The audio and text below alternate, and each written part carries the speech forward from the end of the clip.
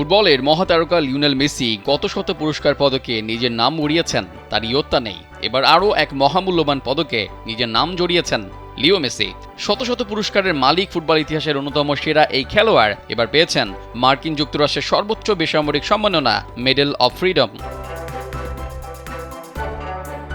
Messi সহ ১৯ জন বিশিষ্ট ব্যক্তিকে প্রেসিডেন্সিয়াল মেডেল অব ফ্রিডম প্রদান করেছেন মার্কিন প্রেসিডেন্ট জো বাইডেন।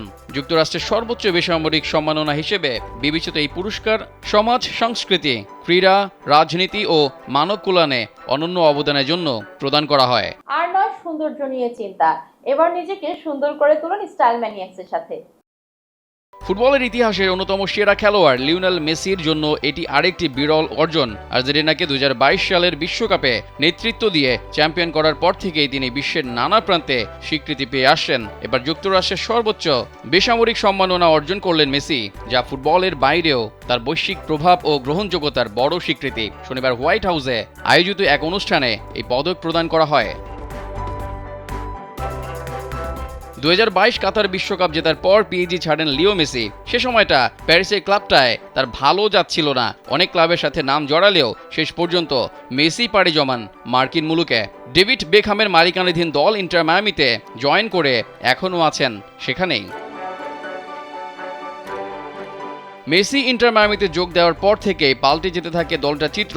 এমএলএসের তলানিতে থাকা ক্লাবটা সেই মৌসুমে শিরোপা জেতে মেসির নৈপুণ্যে শুধু দলেরই না, পুরো আমেরিকাতেই মেসির প্রভাব পড়তে থাকে ফুটবলে। মাঠে দর্শকদের সমাগম থেকে শুরু করে আমেরিকার ক্লাব ফুটবলটাই পাল্টে যেতে থাকে।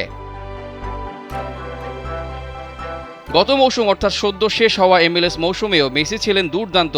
তার দল ইন্টার মায়ামিও দারুণ ছিল পুরো মৌসুমে। সবার উপরে থেকেই লিগ শেষ করেছিল ইন্টার মায়ামি, এমনকি সবচেয়ে বেশি পয়েন্ট নিয়ে কমিউনিটি শিল্ড নিশ্চিত করার রেকর্ডও ছিল মেসিদের মায়ামির।